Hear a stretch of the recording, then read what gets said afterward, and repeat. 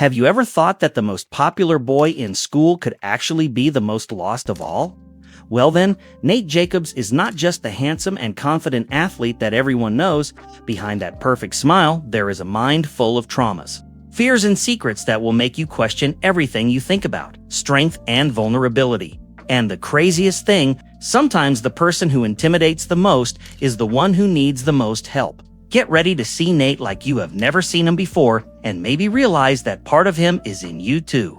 If you are a fan of cinema psychology and want to understand the mind behind your favorite character, subscribe to the channel so you do not miss any video.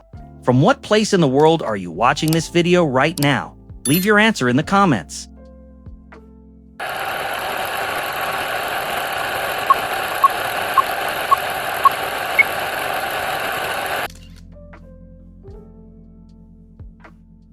Nate Jacobs is that kind of character who, at first glance, seems to have everything under control. Handsome, athletic, popular, almost the mold of an American high school hero.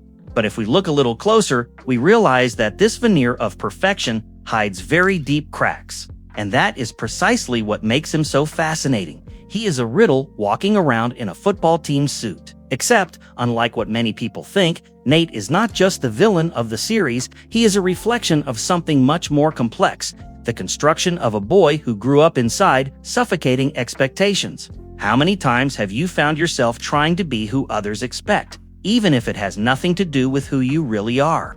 Nate lives this at the highest volume. The curious thing is that he was not born being this aggressive and controlling guy. He was molded like a piece of marble sculpted by hammer blows, never having had the chance to choose his own shape. The father, the family, the society, all placed blocks of concrete over him until his true essence was buried. And here comes the detail. Nate is not just a sum of traumas, he is the result of a performance. He acts all the time. In front of friends, he needs to be the untouchable leader. In front of his father, the son who cannot fail, and in front of himself, someone trying to convince himself that he does not feel fear. Have you noticed how this resembles those times when you wear a mask just to fit in somewhere? This pressure makes Nate overflow into violent and manipulative behaviors. He learned that dominating others is the safest way not to be dominated. Does it seem exaggerated? Think of how many times someone used force or shouting as defense, even while being full of insecurities inside. Nate is that, but raised to the nth power. The most disturbing thing is how he oscillates between two poles. On one side, the almost desperate need to be seen as strong. On the other, the childish fear of not being good enough.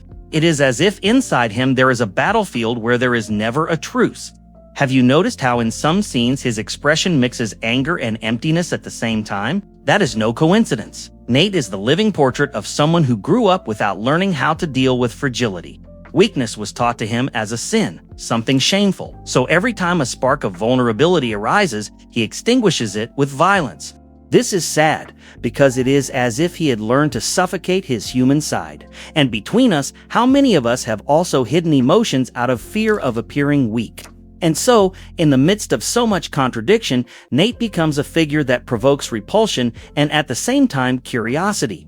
He is hated, but impossible to ignore. And perhaps that is precisely why we find ourselves wanting to understand what exists behind that cold look. Because deep down, something inside us suspects that all that hardness hides wounds that never healed, and that is where we enter the conflict of his story.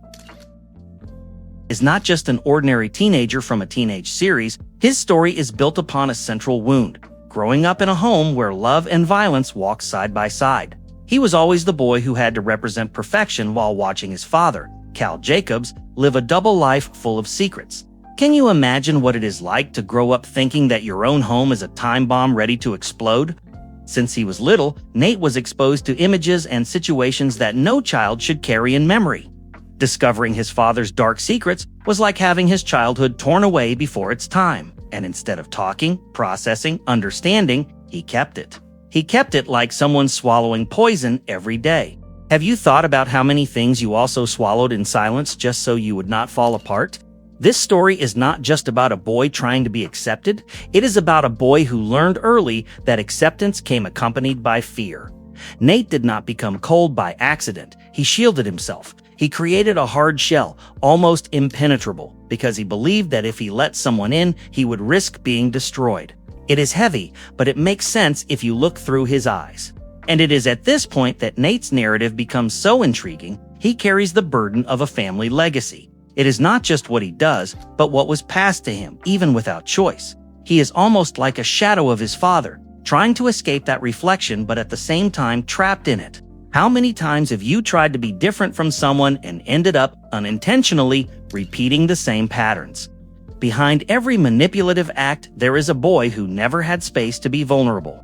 Violence was the language he learned to speak because it was the language spoken at home. Except this language charges a high price, it distances, it hurts, it corrodes. Nate learned to survive, but not to truly live. It is as if every relationship of his were built on quicksand. And this explains a lot about the way he gets involved with other characters. The relationship with Maddie, for example, is not just love or desire, it is also power, control, dominance. It is the direct reflection of the confusion he has inside himself. Does loving mean hurting? Does caring mean controlling? These are questions that he probably never had the courage to ask out loud. Looking at his story, it becomes clear that Nate is always fighting an invisible battle. He fights against his father's image, against society's expectations, against his own vulnerability. It is a war that does not appear in statistics, but that destroys from within. Maybe that is why so many people identify with him, who has never fought silent internal battles without anyone noticing. And in the middle of this turmoil, Nate keeps trying to maintain the pose that he has everything under control. But like any mask, at some point it begins to crack. And it is precisely in these cracks that we can see the deepest traumas he carries, and each of them helps to explain why he became who he is. The first trauma of Nate is without a doubt the toxic relationship with his father. Cal Jacobs is not only absent, he is a figure of power and secrecy who teaches that vulnerable emotions are weakness. Growing up with someone like that is learning that love and fear walk side by side. Just imagine having to admire someone who also scares you. This type of trauma shapes personality in a deep way. Another trauma is the constant fear of rejection and humiliation. Nate learned early that any slip could destroy his reputation, his social standing, and even his own identity. This creates an almost unbearable internal tension. He needs to be perfect, but also feels insecure. How many times in real life do we find ourselves trying to please others out of fear of not being accepted? Contained anger is another conflict that runs wild inside him. But this anger is not gratuitous. It is the translation of frustration, impotence, and pain. It is the kind of anger that explodes at the wrong moments, hurting those he most wants to protect. Nate teaches that not expressing emotions in a healthy way can turn every small discomfort into a dangerous weapon. Manipulation is a learned defense mechanism. He realized early that controlling situations and people was the safest way not to be hurt. It is a trauma that manifests in every relationship, whether with Maddie, with friends, or with enemies. Have you noticed how sometimes we use strategies to protect ourselves without realizing we are hurting others? Nate is the extreme example of this behavior. The confused sexuality of his father also leaves deep marks. Knowing about his father's double life creates in Nate a sense of insecurity about masculinity, identity, and morality. He learns that secrets and lies are inevitable parts of life. This trauma forces him to always be alert, always evaluating other people's intentions, as if the world were a chessboard. The feeling of inadequacy is another weight he carries. Even though he is popular and athletic, Nate feels insufficient, as if he were always trying to reach something unattainable. This invisible trauma is silent but constant, shaping every decision, every choice, every reaction. It is curious how people who seem to have it all often carry enormous voids inside. The pressure of maintaining the image is yet another internal conflict. He cannot fail, falter, or show vulnerability. Every wrong step is perceived as a monumental failure. Nate teaches that forced perfection is a prison that imprisons more than it protects, and that emotional freedom is often sacrificed in the name of social facade. And finally, the emotional loneliness he feels is perhaps the most painful trauma. Despite being surrounded by people, Nate is rarely understood. He is admired and feared, but almost never genuinely loved. This internal emptiness creates a dangerous cycle. The more he closes himself off, the more distant he becomes, and the more distant he becomes, the more loneliness grows. And this leads us directly to understand how these traumas shape his personality and choices. all the traumas that Nate carries do not stay only inside him, they turn into choices and behaviors that shape his life. Every manipulative act, every outburst of anger, every moment of control is an attempt to survive in a world he learned to see as dangerous. It is as if each action were an armor, and he put on that armor every day, even when no one is watching. The way he relates to Maddie is a clear example. He mixes desire, control, and fear, creating a toxic cycle. Nate teaches that relationships often reflect our own traumas. Loving someone can become an internal battlefield.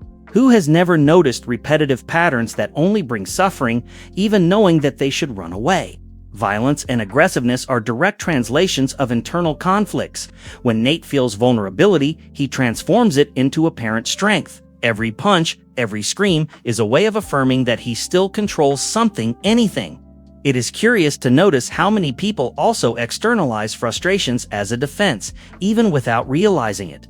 The obsession with perfection and control also shapes decisions. Nate rarely acts on emotional impulse. He calculates, plans, and manipulates situations to keep his image intact. It is the reflection of a boy who never learned to deal with failures or insecurities. How many times do we find ourselves planning too much to hide that we do not know how to deal with emotions? Internalized loneliness influences the way he sees the world. He feels isolated even when surrounded by friends, and this leads him to distrust the intentions of others. This constant distrust guides his choices, often in a self-destructive way. It is a reminder of how emotional wounds shape behaviors, even without us realizing it. The fear of repeating his father's patterns drives him to constantly prove himself. He wants to be stronger, more respected, more feared than Cal ever was. But ironically, this reinforces the cycle of pain. In trying to escape the legacy, he ends up perpetuating parts of it. How many people also repeat family traumas without realizing it in the attempt to protect themselves? Manipulation as a survival tool shapes every social interaction. Nate uses charm, intimidation, and strategy to maintain advantage. This is not gratuitous evil, but a consequence of his unprocessed traumas. He shows how human behavior is often a dance between survival instinct and emotional wounds. And so, every choice Nate makes is a direct reflection of his pain and fear. He is complex because every action carries layers of trauma, insecurity, and attempts at control. And it is precisely this complexity that makes him a character impossible to ignore and prepares us to dive even deeper into his psyche in the coming conflicts of the story. Nate's relationship with his father is perhaps the most deeply rooted trauma in his psyche. Cal Jacobs is not only emotionally absent, he is a figure of power and secrecy who teaches that vulnerability is weakness. Nate grows up learning that to be a man, he must dominate and control, never show fear. Have you ever stopped to think about how often we learn masculinity in a distorted way without realizing it? This toxic male model shapes his romantic and social choices. He watches his father hide desires while being respected and feared, and internalizes that power and control walk hand in hand. Nate does not question this pattern. He repeats it, trying to prove to himself that he is capable of being a real man. It is a cycle that many know, even if with less intensity. The father's secret also creates confusion about morality. Nate grows up seeing that rules can be broken, that truth is flexible, and that strength and secrecy define respect. This translates into his adult life as manipulation, aggression, and distrust. Who has never felt that the rules of the world were not made to be fair, but only to be followed when it suits the powerful? The fear of repeating paternal mistakes is constant. Nate wants to be better, stronger, but paradoxically ends up reproducing destructive behaviors of his father. He is trapped in a cycle of emotional trial and error, which shapes every decision, every attitude. It is an example of how family traumas can guide choices without us realizing it. The need to prove masculinity also impacts intimacy. Nate approaches people afraid of seeming vulnerable. So passion turns into power. Love turns into control. Every relationship becomes a silent battlefield, and intimacy something almost unattainable. How many of us have also turned affection into power games without realizing it? This toxic legacy of masculinity also affects the way he deals with friends and rivals. Nate sees weakness in those who do not impose themselves, and strength in those who show no emotion. He creates his own measure of value based on standards that are not always fair, but are the lens through which he learned to survive. And even while being aggressive and controlling, there is a part of him that longs to break free from his father's influence. It is a constant internal conflict. How to be a man without becoming like his father.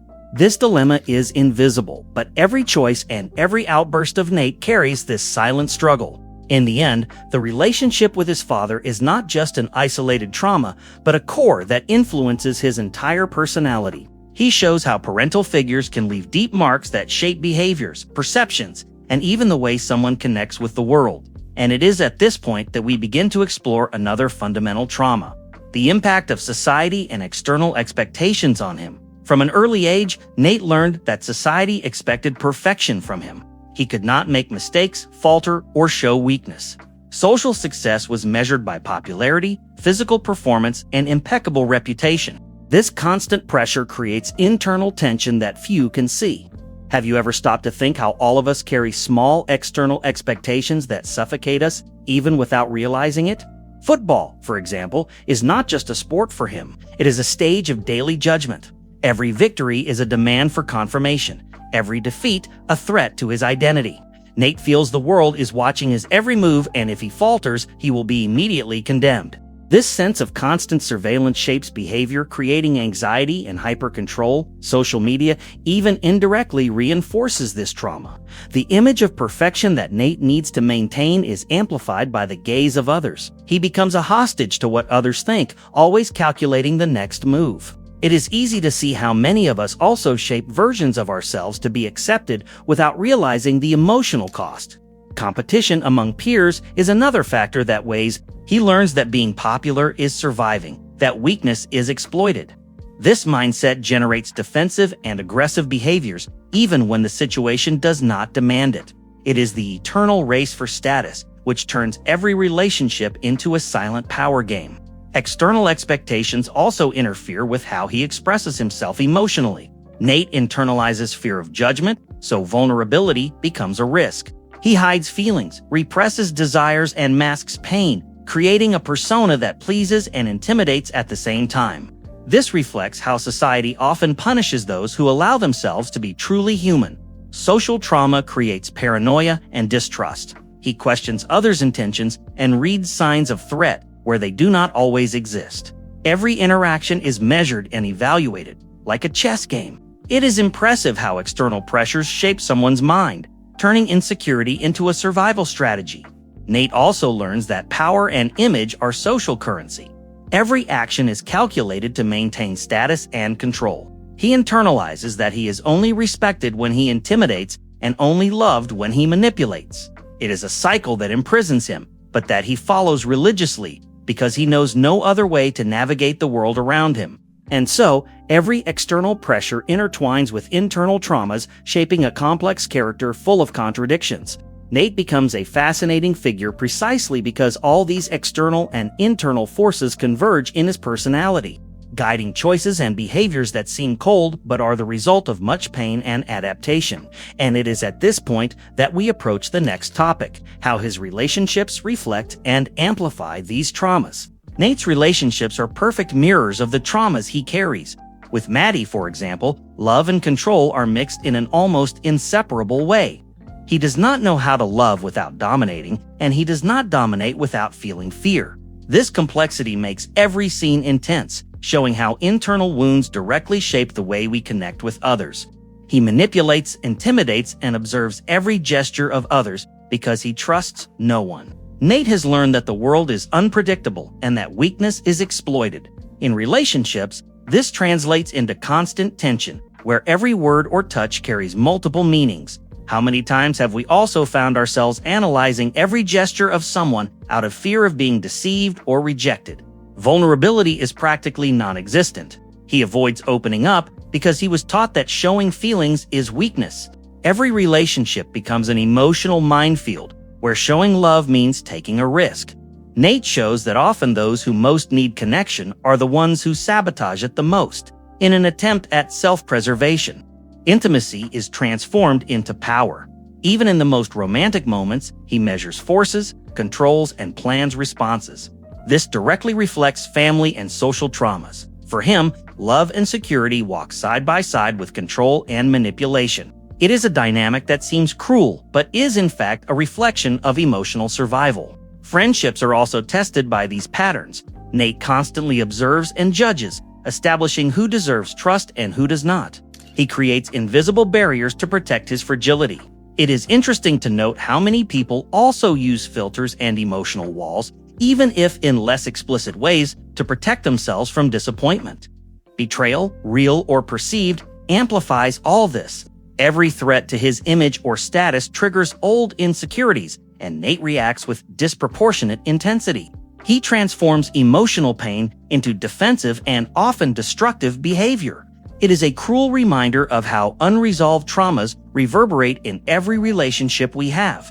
Even so, there are moments when he shows himself human, vulnerable, frighteningly human. Small gestures, looks, or even the insecurity that shows in silence reveal the complexity of his psyche. Nate reminds us that even the coldest and most controlling carry deep wounds that shape every connection they have, and so every relationship of Nate is a reflection of traumas, expectations, and fears, creating a cycle of tension and intensity that is hardly broken. He teaches us that understanding someone is looking beyond superficial actions, and that relationships are a powerful lens to understand the pain that shapes personality. And it is exactly at this point that we reach the last topic: how all this construction defines Nate as a character. So, after diving into Nate Jacobs' mind, what did you think of all this? Were you able to see the traumas, fears, and choices that shape his every attitude? Tell me in the comments which character you want me to analyze in the next video. Oh, and do not forget to subscribe to the channel and turn on notifications, because we still have a lot of content to show you about the psychology of characters and the secrets they hide.